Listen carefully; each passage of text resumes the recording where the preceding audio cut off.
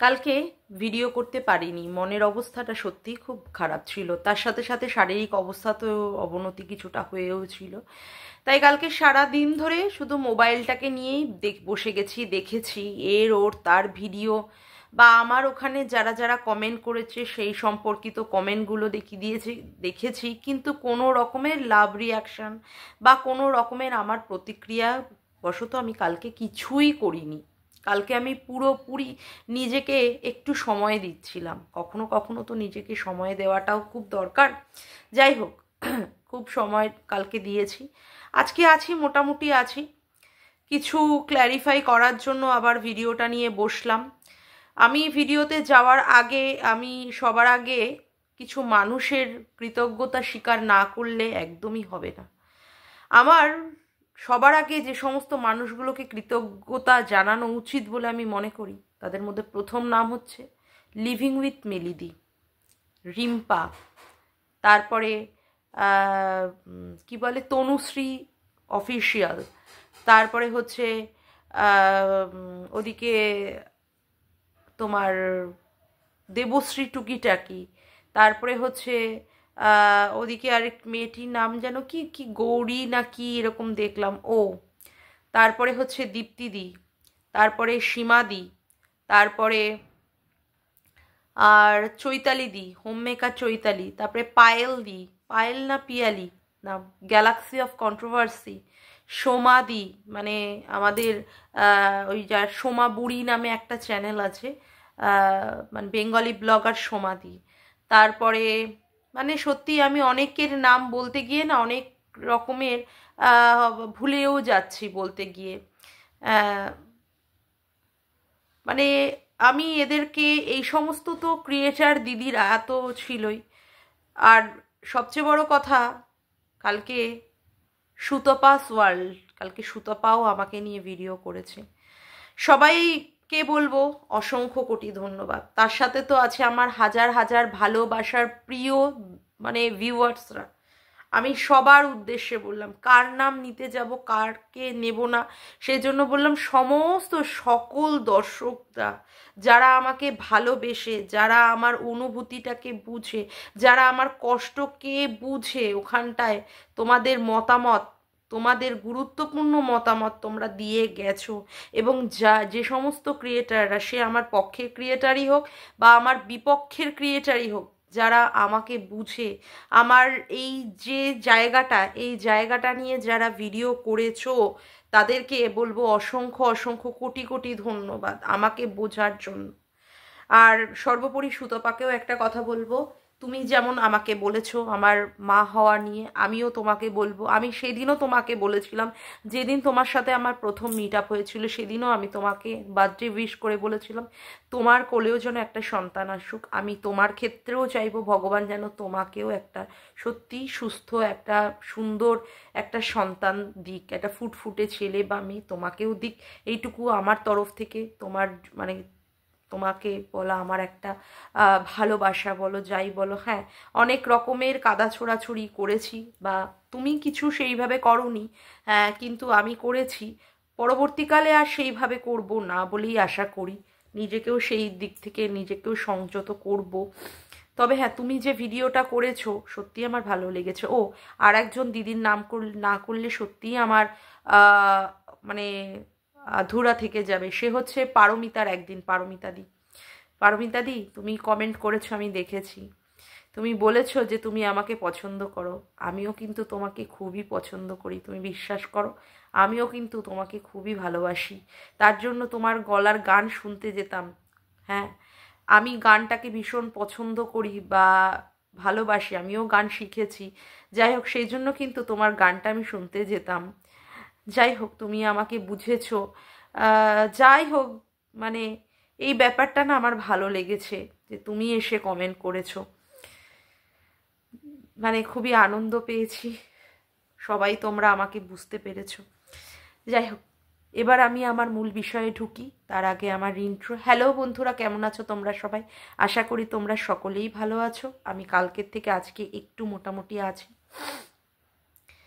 তবে হ্যাঁ, আমি সবার সম্পর্কেই বললাম, বলতে গিয়ে আরেকটি মানুষের সম্পর্কে যদি আমি না বলি তো সত্যিই আমার বলাটা মানে অন্যায় থেকে যাবে। সে হচ্ছে দীপ্তিদি। মানে মানুষটাকে না আমি কি বলবো, যত দেখি যত মানে করি ততই আমি অবাক হই। ওই মানুষটা আমার প্রত্যেকটা পদক্ষেপে আমাকে প্রত্যেকটা ব্যাপারে আমাকে সাপোর্ট দেওয়া, না তুমি কাঁদবে না, আমাকে বাই ফোনেও না তুমি কাঁদবে না, তুমি কিছু ভুলভাল করবে না, মানে এইভাবে যে সাপোর্ট দেওয়া। আজকে আমার ওয়াইটির জার্নি হচ্ছে আজকে মানে দীপ্তিদির জন্য।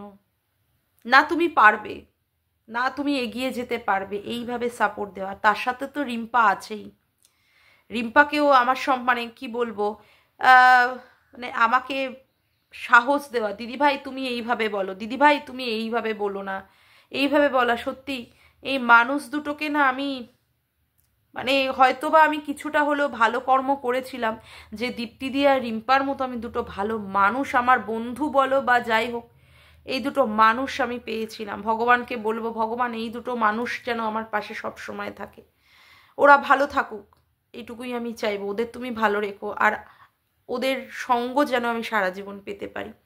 যাই হোক, এবার আমি ভিডিওতে ঢুকবো। কালকে ম্যাডাম আমার সম্পর্কে অনেক কথাই বলেছেন, আমি কিছু কিছু কথা আজকে ক্ল্যারিফাই করব। আমার ক্ল্যারিফাই করার দরকার আছে, সেজন্যই আমি করব।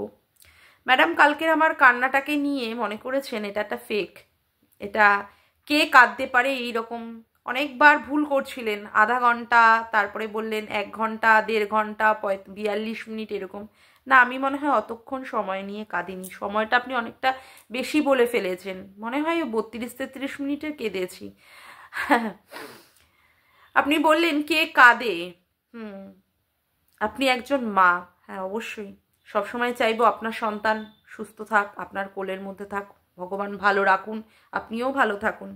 কালকে আপনার কমিউনিটি পোস্টও আমি দেখেছিলাম, সেখানে আপনি কিছু মানে ক্রিয়েটারদের কথায় হ্যাঁ আপনি দুঃখ পেয়েছেন, তারা মা নিয়ে শব্দটাকে ব্যাখ্যা করেছে এবং ভাঙা টিনের সম্পর্কে যে সত্যি সে বাচ্চাটাকে দেখতে পাচ্ছে না, এই ব্যাপারটা নিয়ে কোথাও আপনার মনের মধ্যে কষ্ট হয়েছে, দুঃখ হয়েছে, আপনি সেটা বললেন। হ্যাঁ, হওয়াটা স্বাভাবিক। একটা মা যদি তার বাচ্চাটাকে দেখতে চায় সেখানে তো তার দুঃখ কষ্ট হয়। হ্যাঁ, একটা বাচ্চাকে তার মা দেখতে চাইছে এবং আপনিও একটা বাচ্চা বা সন্তানের মা, সেক্ষেত্রে আপনার দুঃখ হচ্ছে। আর যে মেয়েটা একটা সন্তান চাইছে, যে কিনা এইভাবে চিৎকার করে গলা ফাটিয়ে তার মনের কষ্ট, তার মনের দুঃখ, তার আবেগ, তার অতীত যে তুলে ধরছে, সেখানে আপনার মনে হচ্ছে কি সে নাটক করছে, সে বিজনেস করছে। যাই হোক, আপনার মনে হলেও হতে পারে সেটা, কিন্তু আমি জানি আমার মনে কি হয়েছিল না হয়েছিল। আমার মনে কি হয়েছিল না হয়েছিল সেটা আমার কমেন্ট বক্সে আমার দর্শকরা বুঝতে পেরেছে যে আমার মনের অবস্থা কি গেছে। আমি এত এত ট্রিটমেন্ট করাচ্ছি, হ্যাঁ ভেঙে পড়ছি, মানে সাকসেস পাচ্ছি না, আবার নিজের মনকে দাঁড় করানোর চেষ্টা করছি। সেখানে সবাই আমাকে বুঝতে পেরে এবং আমার বিপরীত পক্ষেরও ক্রিয়েটাররা বুঝতে পেরে তারা আমাকে নিয়ে তারা ভিডিও করেছে। আমার সত্যিই বলতে আজকে কোনো রকমের দ্বিধা নেই। সুতপাও বুঝতে পেরেছে যে হ্যাঁ মামনের কষ্ট হয়, সে তার নিজের দুঃখ দিয়ে বুঝিয়েছে যে হ্যাঁ আমি যখন কথাগুলো বলছিলাম তখন সুতপার মনে হয়েছে যে সেই কথাগুলো তারও, হ্যাঁ তার জন্য ওর মনে খারাপ লেগেছে বলে ও ভিডিও করেছে।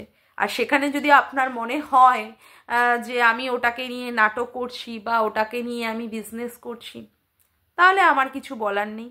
আপনার মনে হওয়াটাকে নিয়ে তো আমি বদলাতে পারবো না, সেটা যদি মনে হয় তাহলে মনে থাকুক, সেটা নিয়ে থাক। তারপরে সবাই এই বাজা শব্দটা নিয়ে কথা বলেছে। যাই হোক, রিম্পা আমাকে বারংবার বলেছে দিদিভাই বাজা শব্দটা নিয়ে তুমি অত মন খারাপ করো না, মানুষ আমরা কোথায় আজকাল পৌঁছে গেছি, চাঁদে চলে গেছি, সেখানে তোমাকে কে বাজা বললো, কে কি বললো সেই নিয়ে তুমি কেন মন খারাপ করো। অনেকে আমার কমেন্ট বক্সে লিখেছে মা শারদারও সন্তান হয়নি, কিন্তু পরবর্তীকালে এত সন্তানরা তাকে মা মা মা মা করতো যে মাও অতিষ্ঠ হয়ে যেত, এত মা মা মা, কারটা শুনবে, কার সমস্যা শুনবে, কার দুঃখ শুনবে, কার কষ্ট শুনবে। কার কষ্ট শুনবে? হ্যাঁ, এটা ঠিক কথা। সে তো সুতরাং এইখানে আমাকে সবাই বলেছে মা শারদারও সন্তান হয়নি। যাই হোক, এই যে বাজা শব্দটা আপনি বললেন, যে বাজা শব্দটা নিয়ে যখন আমাকে অ্যাটাক করা হয়েছে বা বলেছে, সেক্ষেত্রে আপনি বললেন যে রিম্পা তুমি বলনি বাজা শব্দটা, বা দীপ্তি তুমি বলনি, মানে দীপ্তিদির উদ্দেশ্য করে, দীপ্তিদিই মনে হয় বলেছিলেন। যাই হোক, তুমি বলনি বাজা শব্দটা। তাহলে এবার একটা কথা বলি। হ্যাঁ, আপনি আজকে ওয়াইটিতে এসেছেন প্রায় নাই করে 8 মাস মতো হলো, 8-9 মাসের মতো হলো, যদি বা তার থেকে একটু কম বা 19-20 হতে পারে। আপনার ছত্রছায়ায় সবাই রয়েছে। হ্যাঁ, আপনি ওয়াইটিটাকে শুদ্ধ করছেন, অবশ্যই শুদ্ধ করছেন। সেখানে আপনার থাকাকালীন কেউ যদি বাজা শব্দটা বলে, যদি রিম্পাও বলে বা দীপ্তিদিও বলে থাকে, তাহলে তো আমি বলবো যে আপনার থাকাকালীন তাহলে এরা যে বলছে, তাহলে কোথাও আপনার শিক্ষাতে, মানে আপনি যে শিক্ষাটা প্রদান করছেন সেই শিক্ষাতে নিশ্চয়ই কোনো রকমের কোনো ত্রুটি থেকে যাচ্ছে, যাতে করে তারা এই ধরনের শব্দ ইউজ করছে। কারণ একজন মা বা একটা মেয়ে যখন মা হতে পারছে না বা চাইছে মা হতে, ডাক্তার দেখাচ্ছে বা মা হতে চাইছে, সেই ক্ষেত্রে যখন সে সাকসেস পাচ্ছে না, তাকে নিয়ে বাজা শব্দটা বলা বা এরকম করা, যেই করুক, সে দীপ্তিদি করুক, রিম্পা বলুক, বা আপনার দলের পৃথিবী বলুক, বা ওইদিকে ফোমা বলুক, যারাই বলুক, এটা আপনি বলেছেন যে এই শব্দটা ঠিক নয়। কিন্তু এটা তারপরেও আপনি বিশ্লেষণ করতে গিয়ে বললেন যে তোমরা বলনি। তাহলে তো আমি বলবো আপনার শিক্ষা দেওয়ার ক্ষেত্রেই আপনার সেই শিক্ষারই ত্রুটি রয়েছে। এই শব্দটা তো নিশ্চয়ই ভালো শব্দটা নয়, যেখানে মানুষকে একটা অ্যাটাক করছে। আর যার হাতের মধ্যে নেই, সেটা আপনিও ভালো জানেন, যার হাতের মধ্যে নেই সেক্ষেত্রে তাকে বারংবার বাজা বাজা বাজা এইগুলো বলা, সত্যি তো এগুলো ক্রাইমের মধ্যে পড়ে ম্যাম। আপনি তো নিজেও বলেন যে আপনি আইনের মধ্যে আছেন। হ্যাঁ, সত্যিই তো আপনি আইনের ভিতরে আছেন। সেক্ষেত্রে আপনি আইনের ভিতরে থাকার পরও যাদেরকে আপনি মানবাধিকার কর্মী হিসাবে ট্রেনিং দিতে যাচ্ছেন, তাদের মুখে এই ধরনের শব্দ সত্যি কি মানায়? আপনি মানে ভাববেন যে সত্যি কি মানায়? আজকে মামুন যে কথাটা বলছে সত্যি কি ভুল বলছে? মামুন ভুল বলে না, সেটা আপনি জানেন। এবার আপনি যে কথাগুলো কালকে বলছিলেন আমার সম্পর্কে, সেই কথাগুলো আমি কিছুটা মানে বলবো ম্যাম। সত্যি কথা বলুন, সত্যি কথা মানুষ শুনতে চায়, ঠিক আছে? হ্যাঁ, আমি সত্যি, এর আগে মানুষ আপনাকে অনেক অনেক কথা বলে, ঢপবাজ, ভেকু, ঠিক আছে, এই সমস্ত কথা দিয়ে, বাক্য বান দিয়ে আপনাকে প্রচণ্ড পরিমাণে জর্জরিত করেছে। আর সবসময় ঢপবাজ কথাটা তো অল টাইম এখনও মনে হয় আপনার সাথে ট্যাগলাইন করে করেই মানুষে বলে যাচ্ছে। আমার না সত্যি এই কথাটাতে ভীষণ আপত্তি আছে, যে এই ঢপবাজ বা ভেকু এই সমস্ত কথাবার্তাতে। তা আমি চাইবো ম্যাম, যাতে করে এই শব্দটা যেন করে কখনোই আপনার সাথে কেউ না জড়িয়ে দিতে পারে। সেই জন্য আপনাকেও বলবো যে আপনি যতটা হোক সত্যি কথাগুলো বলুন, মানুষের কাছে সত্যি কথাগুলো তুলে ধরুন, তাতে করে মানুষ আপনাকে আরও পরিষ্কারভাবে জানবে, আপনার কাজকে চিনবে। এইটুকুই বলার। হ্যাঁ, আমি মানে কি বলবো, আপনি বললেন যে আমি আপনাকে ফোন করতাম, সত্যি আমি আপনাকে ফোন করতাম, তাই আপনি একটুখানি আপনার যে কল লিস্টটা আছে না হোয়াটসঅ্যাপের, আপনি লাইভে একদিন দেখান সবাইকে, তাতে করে সবাই পরিষ্কার হোক যে হ্যাঁ, আমি আপনাকে নাকি ফোন করতাম বারংবার, আপনি ফোন ধরেননি, এই জিনিসগুলো আপনি দেখান মানুষকে। এবার বলবো, আপনি যে গ্রুপটা করেছিলেন সেই গ্রুপটাতে আপনি আমাকে অ্যাড করেছিলেন, সেই গ্রুপ থেকে আমি বেরিয়ে যাই। এটা কিন্তু মানে আপনি মানে ভালোই জানেন এই কথাটা, এর আগে অনেকেই বলেছে আমি গ্রুপ থেকে বেরিয়ে গিয়েছিলাম। তারপরে তো মানে আপনার সঙ্গে তো আমার কোনো রকমের লেনা দেনা বা সম্পর্ক ছিল না। আপনাকে চিনলামই হচ্ছে ওই সীমাদির মাধ্যমে, সীমাদি ফোনের মাধ্যমে আপনার সঙ্গে যোগাযোগ করিয়ে দিল।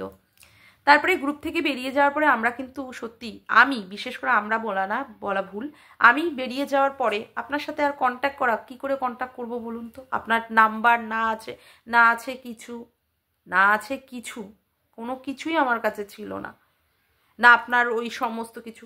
আপনার কাছে আমার নাম্বারটা থাকতে পারে, কারণ যারা লিভ করে যায় একমাত্র যে অ্যাডমিন হয় তার কাছে সমস্ত ইনফরমেশনগুলো থাকে। আপনি আমার সঙ্গে আবার যোগাযোগ করলেন, আপনি আমার সাথে আবার যোগাযোগ করলেন। যাই হোক, মানে এইগুলো না, গোপন কথাগুলো তুলে ধরতেও আমারও খারাপ লাগছে, যেগুলো আমিও কিছুটা হলেও আমি অন্যায় করেছি, যেগুলো এখানে গোপন কথাগুলো তুলে ধরা কোনো মতেই উচিত না, কিন্তু এখন বাস্তব বা সত্যি যদি প্রমাণ করতে হয় সেগুলোর জন্য আজকে তুলে ধরছি, আমার খারাপও লাগছে কোথাও।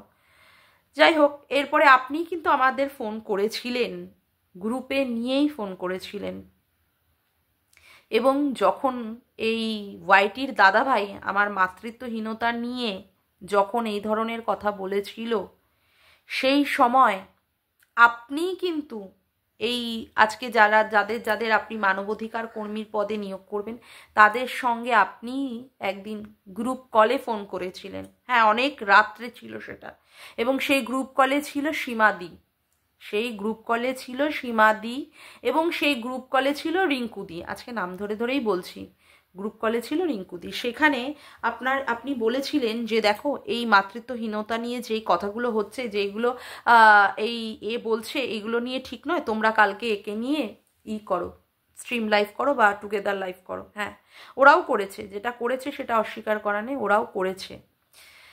হ্যাঁ, তারপরে কি বললেন? তারপরে বললেন তোমার সঙ্গে আমি পরে কথা বলবো, তোমার সঙ্গে আমি পরে কথা বলবো, মর্কটের ব্যাপারটা নিয়ে যখন হচ্ছিল। তারপরে একদিন কি করলেন, সীমাদির সঙ্গে নিয়ে আমাকে ফোন করলেন, সীমাদি, আপনি আর আমি। সেখানে কিন্তু কখনোই রিঙ্কুদি ছিল না, কখনোই রিঙ্কুদি ছিল না। আপনার কাছেও পরপর করে কলের হিস্ট্রি আছে, আমার কাছেও আছে সেই সমস্তগুলো যেগুলো হয়েছিল। যাই হোক, আমি সেগুলো তুলে ধরার কথা বলছি না ম্যাম, আমি শুধু বলছি সেখানে আপনি আমার মানে সমস্ত কিছু জানতে চাইলেন, যে তুমি কি কি ট্রিটমেন্ট করেছো, কিভাবে করেছো। আমি তখন তখন বললাম, ম্যাম কেউ আমাকে বলেনি, কোনো ডাক্তার আমাকে কিন্তু বলেনি যে হ্যাঁ আমার সন্তান হবে না। আমার মাটাও কান্নাকাটি করে। সেই সময় আপনি তখন শুনে বলেছিলেন, দাঁড়াও আমি তোমাকে একটা অনাথ আশ্রম থেকে সন্তান এনে দেবো। আপনি বলেছিলেন ম্যাম, আমি জীবনেও কোনো দিন বলিনি আমাকে সন্তান আপনি এনে দিন, কারণ আমি তো সন্তান নেওয়ার ক্ষেত্রে একার ডিসিশনের মালিক নই। এটা তো সত্যি কথা। আমার বরের পারমিশন ছাড়া আমি কি করে আপনাকে অ্যালাউ করে দেবো, বা কি করে বলে দেবো যে ম্যাম আপনি করে দিন। আর অত রাত্রে, সেই রাত্রে আমার বড় আমার পাশে ছিল না, নাইট ডিউটি, কারণ তার 2 দিন করে নাইট ডিউটি থাকে সপ্তাহের মধ্যে, তো সেদিনও ছিল তার নাইট ডিউটি। তো সুতরাং আমি আপনাকে বললাম যে হ্যাঁ ম্যাম, আমি আমার বরের সঙ্গে কথা বলবো। তা আমার বরের সঙ্গে কথা বলে আমার বর যদি সেখানটায় না অ্যালাউ করে, আমি তো সীমাদিকেও ফোন করে বলেছি যে দিদি দেখো, আমার বর এখানে অ্যালাউ করছে না আমাকে, আমার বর অ্যালাউ করছে না, তা আমি কি করতে পারি সেই জায়গাটায়। আমি কিন্তু আপনাকে একবারের জন্যও বলিনি যে আমাকে সন্তান এনে দিন, একবারের জন্যও না। যত বড় সত্যি, যত কিছু আছে, সমস্ত সত্যির কথা আমি বলতে পারবো, সমস্ত সত্যির কথা আমি দিয়ে বলতে পারবো। আমি একবারের জন্য আপনাকে বলিনি যে হ্যাঁ আপনি আমাকে সন্তান এনে দিন, যেটা আপনার বাহিনীর লোকেরা বলছে আমি রাত্রে আপনাকে ফোন করেছি, অমুক ফোন করেছে। আপনাকে আমি জীবনেও কোনো দিন রাত্রে ফোন করিনি, জীবনেও কোনো দিন না। আপনার কাছে কল হিস্ট্রি আছে ম্যাম, প্লিজ আপনি সত্যতা যাচাই করার জন্য আপনি সেইগুলো মানুষের সামনে তুলে ধরুন, যে আমি কিভাবে আপনাকে ফোন করেছি, কতভাবে আপনাকে ডিস্টার্ব করেছি, সেইগুলো মানুষের কাছে প্লিজ তুলে ধরুন। কখনোই আমি আপনাকে বিশেষ করে এই বাচ্চা অ্যাডাপশনের ক্ষেত্রে করিনি। আর সত্যিই তো আমি বাচ্চা অ্যাডাপ্ট নিতে পারবো না, কারণ এটাতে আমার রাজি হলেও আমার বর এখানে রাজি নয়। আর যার বাড়িতে আমি থাকি, যারটা খাই, বা যার সঙ্গে আমি করি, সে যদি রাজি না হয়, সেখানে আমি একা কি করব বলুন? আমার তো একার কিছু করণীয় নেই, তার জন্যই আমি এ ব্যাপারটাতে এগোইনি। আচ্ছা, এবার আসি, আপনি বললেন যে যাই হোক, প্রত্যেকের বাড়িতে ফ্যামিলি কেচ্ছা থাকে, সেইগুলো নিয়ে কেউ টানাছেড়া করে। দেখুন, ফ্যামিলি কেচ্ছা একটা আলাদা জিনিস, আর ফ্যামিলির মধ্যে হ্যাঁ মনোমালিন্য বা বলুন, বা ঝগড়াঝাটি বলুন, বা অশান্তি বলুন, হ্যাঁ দুটো রাগারাগি করে কেউ কাউকে কথাবার্তা বলুন, এইগুলো মনে হয় না ফ্যামিলি কেচ্ছার মধ্যে পড়ে। আপনি বলেছেন প্রত্যেকের বাড়িতে ফ্যামিলি কেচ্ছা আছে, তাহলে আপনার বাড়িতে কি ফ্যামিলি কেচ্ছা আছে সেটা কি আমরা ধরে নেব? কখনোই তো না, না। সেটা তো জানি যে আপনার বাড়িতে কখনোই ফ্যামিলি কেচ্ছা হতে পারে না। আপনাকে আমি ফোন করেছিলাম, হ্যাঁ, এই ব্যাপারে আমি একদম বলছি, আপনাকে আমি ফোন করেছিলাম। দুর্গাপুজো চলছিল সেই সময়, হ্যাঁ দুর্গাপুজো চলছিল সেই সময়। তখন আপনি বললেন যে এখন পুজো আছে মামুন, এখন আমি কিছু করতে পারবো না, তুমি তোমার মতো থাকো। হ্যাঁ, আমি সেই সব মেয়েদেরই পছন্দ করি যারা 2-10টা মেরে তারপরে মরতে পারে। আমি সেই সমস্ত, তুমি করে থাকো, চুপ করে থাকো, আমি এই পুজো টুজো যাক, তারপরে আমি তোমার সঙ্গে যোগাযোগ করব, তারপরে আমি তোমার সঙ্গে যোগাযোগ করব। কিন্তু কোনো রকমের আমি কিন্তু আপনাকে একবারের জন্যও বলিনি যে আমার বর আমাকে মেরেছে, আমার শ্বশুর আমাকে মেরেছে, আমার শাশুড়ি একবারে মেরেছে, কখনোই নয়। কারণ এই ধরনের ঘটনা কখনোই হয়নি, কখনোই হয়নি। আমার বর তো আমাকে মারা দূরে থাক, মারা দূরে থাক সেটা ভাববেই না। হ্যাঁ, ঝগড়া হয়, ঝগড়া হয়, রেগে গেলে হয়তো সেও বলছে আমাকে দুটো কথা, কিন্তু তাই বলে মারামারি এই ধরনের জিনিসগুলো আমাদের বাড়িতে এগুলো হয় না ম্যাম। আপনারা কেন, মানে বিশেষ করে আপনার এই দুর্গা বাহিনীর লোকেরা কেন এই ধরনের অপপ্রচার চালাচ্ছে আমি জানি না। আমার গায়ে কখনোই কেউ হাত দেওয়ার কোনো প্রশ্নই আসে না, এই জায়গা তো তৈরিই হবে না। তাহলে এখানে এটা ফ্যামিলি কেচ্ছার কী হলো? হ্যাঁ, অশান্তি হয়েছে, অশান্তি হয়েছিল, প্রচুর বড় লেভেলের অশান্তি হয়েছিল, যেখানে আমি সারাটা দিন, আমি গোটা দিন আমি না খেয়েছিলাম, গোটা দিন। এটা আপনাকে আমি বলেছিলাম, একটা অশান্তি হয়েছিল, গোটা দিন আমি না খেয়েছিলাম। তা হ্যাঁ, এটা হতেই পারে, মনোমালিন্য, ঘরের মধ্যে কথা কাটাকাটি, হ্যাঁ কাজকর্ম নিয়ে খুঁটি, এগুলো তো বাসন থাকলে তো ঠোকাঠুকি হবেই ম্যাম, বাসন থাকলে তো ঠোকাঠুকি হবেই। তাই বলে আপনি সেই সমস্ত কথাগুলোকে এই ওয়াইটির বাজারের মধ্যে এই রকমভাবে ফ্যামিলি কেচ্ছা বলে তুলে ধরবেন, এটা আপনার কাছ থেকে আশা করিনি। হ্যাঁ, মানবাধিকার কর্মী আপনি, কিন্তু আজকে এইভাবে বলছেন, মানে আমি আপনার কাছ থেকে এটা আশা করিনি। যাই হোক, আপনি বললেন অনেকগুলো, আরেকটু কথা, আর একটা কথা বলি, যে আমি টিচার, আমার মুখের ভাষা নাকি খুব খারাপ, এইভাবে আপনি বলছেন। ইতর কোথাকারে, জানোয়ার মনে হয় বলেছেন, হ্যাঁ জানোয়ার কোথাকারে, এই তোমার মুখের ভাষা? ম্যাম, ইতর, জানোয়ার, এগুলো কি সত্যিই খুব ভালো ভাষা? আপনি একটু চিন্তা করে দেখবেন তো ম্যাম প্লিজ, সত্যিই কি ভালো ভাষা? হ্যাঁ, আপনি মানবাধিকার কর্মী, অবশ্যই আপনার একটা রেসপেক্ট আছে, সম্মান আছে, সমস্ত কিছুই আছে। যে মেয়েটা স্কুলে চাকরি করে, যে মেয়েটা প্রাইভেট টিউশন পড়ায়, সেই মেয়েটার কোনো সম্মান নেই ম্যাম? তার বাচ্চা হচ্ছে না বলে তাকে বাজা বলে অ্যাটাক করা যায়, তাকে ইতর বলা যায়, তাকে জানোয়ার বলা যায়, এগুলো বুঝি বলা যায়? এগুলো বুঝি মানবাধিকারের মধ্যে হ্যাঁ, এই কথাগুলো মনে হয় পড়ে, যেগুলো দিয়ে আপনারা আমাকে অ্যাটাক করছেন? এগুলো বুঝি আপনারা মানুষের অধিকারের জন্য লড়াই করেন, সেখানে আর একটা মেয়ের বাচ্চা হচ্ছে না, যে তাকে বাজা বলা বা তাকে এইভাবে আক্রমণ করা, যে কি জানোয়ার, ইতর, হ্যাঁ এইভাবে তাকে আক্রমণ করা, সত্যিই কি আমার কোনো মান সম্মান নেই ম্যাম? সত্যিই কি আমার কোনো মান সম্মান নেই? আপনার মান সম্মান আছে আর আমার মান সম্মান নেই? যে মানুষটা আপনাকে দিনের পর দিন দিনের পর দিন আপনার প্লেট বসানো, তারপরে কি আপনার মাথার জুতো পায়ে তুলেছে, আপনাকে জুতো দিয়ে বাড়ি মারবে, যে দিনের পর দিন এইভাবে লাইফ করে গেছে, দিনের পর দিন, তাকে আপনি নাম ধরে ডাকছেন, তাকে আপনি ভাই বলে সম্বোধন করছেন, তাকে আপনি বাবা বলে সম্বোধন করছেন, সে কি আপনাকে সত্যিই খুব সম্মানজনক কথাবার্তা বলেছিল? আর আমি এমন কথা বললাম যেখানে আমাকে আপনি বলছেন ইতর? আমি আপনার সম্পর্কে এই ধরনের শব্দ ইউজ করেছি? আপনি তাকে কিভাবে মানে ভালোবাসা দিচ্ছেন, আর আমার সম্পর্কে আপনি বলছেন ইতর, জানোয়ার, এই মুখের ভাষা? সত্যি আমি সত্যি ইতরামির কাজ করলাম? আমি সত্যি জানোয়ারের কাজ করলাম? সত্যি আজকে ওয়াইটিতে এসেছিলাম বলে আজকে আমার অনেক কিছু, মানে কি বলবো, অনেক বিশেষণে আমি ভূষিত হলাম, অনেক বিশেষণে আমি ভূষিত হলাম। অনেক করেছেন আমার জন্য ম্যাম, অনেক ভালোবাসা দিয়েছেন, অনেক করেছেন। আমি তার জন্য অসংখ্য কোটিবার আপনার কাছে মানে হাত জোড় করছি। আর দয়া করে প্লিজ আমার জন্য আপনার কিচ্ছু করতে হবে না। আমি আর জীবনে কোনো দিন আপনার মানে সাথে ফোন করা বলুন, কথা বলা বলুন, সাহায্য তো দূর দূর অনেক বড় ব্যাপার। আর কোনো দিন আপনার কাছে আমি আর সাহায্য চাই না। আর আপনিও আমার আর সাহায্যর আমার আপনার আর দরকার নেই। যতটুকু করেছেন, যা করেছেন, তার জন্য আমি বিনীতভাবে, বিনম্রভাবে হাত জোর করে আমি তার জন্য মানে প্রণাম চাইছি। আমি সত্যি মানে বুঝতে পারিনি যে আমার একটা ফোন, এইভাবে একটা ফোনে যদি বা কিছু বলে থাকি যে ম্যাম বাড়িতে অশান্তি হচ্ছে, সেটাকে আপনারা নাম দেবেন কি পারিবারিক কেচ্ছা। তারপরেও আপনি বলছেন প্রত্যেকের বাড়িতে পারিবারিক কেচ্ছা থাকে। যাই হোক, কিছু বলার নেই। তবে হ্যাঁ, দুর্গা বাহিনীর দুজন আমাকে বারংবার অ্যাটাক করছে, তাদের সম্পর্কে দুটো কথা বলি।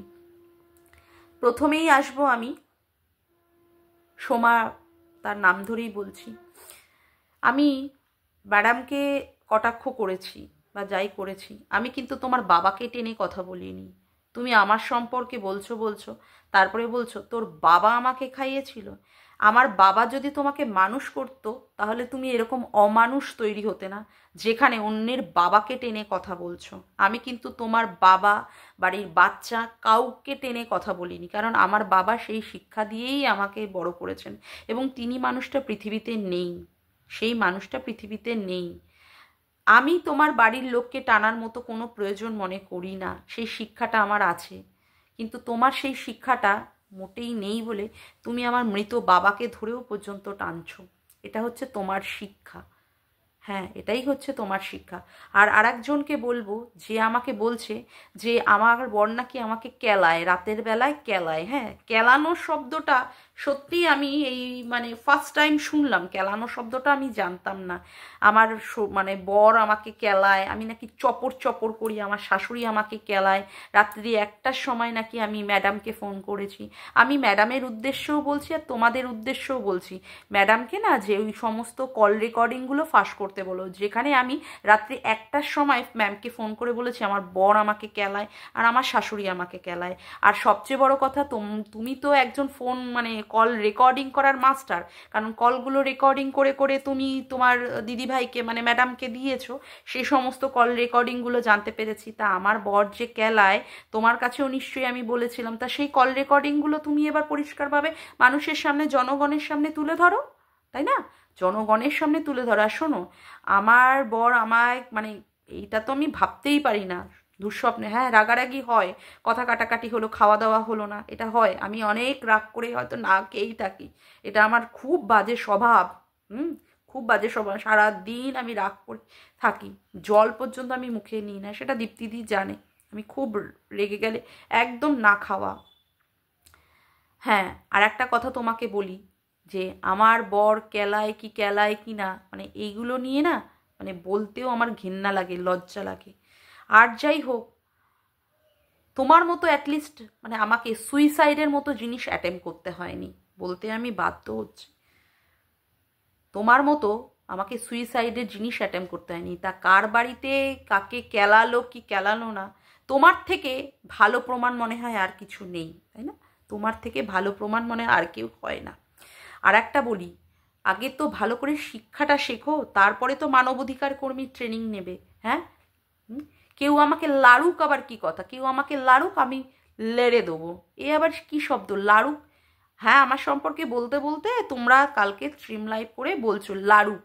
আরে ভাই, তুমি তো আগে ভালো করে বাংলাটা শেখো, তারপরে তো গিয়ে তুমি মানবাধিকারের মানে ট্রেনিংটা নেবে। তুমি তো ভালো করে বাংলাটাই জানো না, আর মানবাধিকারের ট্রেনিং নিতে গেলে তো সেখানে ইংরাজিতেই সমস্ত মানে সব কিছু লেখা থাকে, তাই না? তো যেখানে বাংলাটাই ভালো করে জানো না, লাড়ুক ফারুক দিয়ে কাজ চালাতে হচ্ছে, সেখানে ইংরাজি পড়বে কি করে গো? আগে ভালো করে শিক্ষাটা শেখো। ওই শিক্ষাটা শেখোনি বলেই তো আজকে এই রকমের খিস্তি দিয়ে দিয়ে তোমাদের কথা বলতে হয় না, প্রত্যেক সময় খিস্তি। প্রত্যেক সময় খিস্তি। হ্যাঁ, আমার বাপ মা আর কিছু না করুক, আমাকে সত্যি শিক্ষাটা দিয়েছে যেখানে আমাকে লারুক ফারুক করে কথা বলতে হয় না। লারুক ফারুক, তাই না? আর বলছিলে না, আমি এই যে ম্যাডামকেও আমি বলবো, হ্যাঁ ম্যাডামও আমাকে বলছিলেন যে আমি এখানে চ্যানেল মনিটাইজ করে রেখেছি, তা হ্যাঁ আমি বলেছি ট্রিটমেন্ট করাবো। হ্যাঁ, আমি তো অস্বীকার করছি না, আমি তো বলেছি যে হ্যাঁ আমি চ্যানেলটা করেছি বা অমুক করেছি, আমি চ্যানেলটাকে মনিটাইজ যদি হয়। হ্যাঁ, তাহলে এখানে তো সবাই সবার ব্যাপারগুলো নিয়ে বসে পড়ছে, সবাই সবার বাড়ির ব্যাপার। আজকে অমুকে বাড়ির পরকীয়া দেখাচ্ছে, তমুকে বাড়ির অমুক জিনিস তুলে ধরছে, তাই না? কে কার বাড়িতে মানে 2টো বিয়ে করছে, 3টে বিয়ে করছে, কেউ বর ছেড়ে চলে যাচ্ছে, এই রকম জিনিসও বিক্রি করছে। না, আমি আমার ইমোশনগুলোকে এখানটায় বলেছি। কেউ তো মুখের গালাগালি বেচে এখানটায় চ্যানেল দাঁড় করিয়েছে। ইউটিউবের গাইডলাইনে তো নেই যে মানুষের ইমোশানগুলোকে বলা যাবে না বা কেঁদে কিছু বলা যাবে না। আমি কেঁদেছি, আমার ইমোশানগুলো তখন কষ্ট হচ্ছিল, ভেতরে ভীষণ ফেটে যাচ্ছিল, তার জন্য আমি বলেছি, তার জন্য বলেছি। তাহলে এখানে যারা যারা বড় বড় চ্যানেল করে এই সমস্তগুলো দেখাচ্ছে, তারা কি তাহলে ব্যবসা করছে না? আজকে এই মানে পৃথিবীকেই বলবো বা একে মানে ম্যাডামকেও বলবো, আপনিও তো মনে হয় 3-4বার পেমেন্ট পেয়ে গেছেন, তাহলে আপনি কি এখানটায় পেমেন্ট বা অমুকের জন্য কি বসছেন না, চ্যানেলটার জন্য? তাহলে আপনি তখন টাকাগুলো নিলেন কেন? বলতেই পারতেন যে না আপনি টাকাগুলো নেবেন না। টাকাগুলো তো আপনি নিয়েছেন, আপনি নিজেই লাইভে বলেছেন, নিজেই লাইভে বলেছেন বলেই সেই জন্য আপনাকে আজকে এই কথাগুলো আমি বললাম।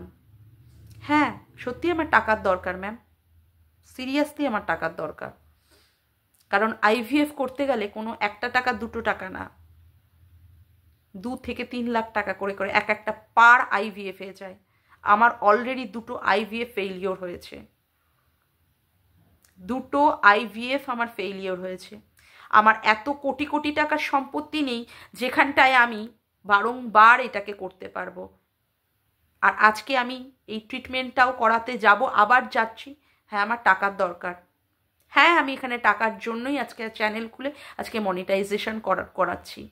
কারোর যদি কিছু অসুবিধা থাকে আমার তাতে কিচ্ছু যায় আসে না। যাক গিয়ে, আমি মনে হয় আমার কথাগুলো ক্লিয়ার করতে পারলাম। আশা করি আমার ভিডিওটা তোমাদের ভালো লেগেছে। আমার ভিডিওটা যদি তোমাদের ভালো লেগে থাকে তবে অবশ্যই একটি লাইক করো, কমেন্ট করো, শেয়ার করো, আর চ্যানেলটিকে বেশি বেশি করে সাবস্ক্রাইব করে রেখো, আর অল নোটিফিকেশান বেলটিকেও অন করে রেখো এই রকম নতুন নতুন ভিডিও পাওয়ার জন্য। আজকের মতো আসি বন্ধুরা, আবার দেখা হচ্ছে একটি নতুন ভিডিওতে। Bye, tata.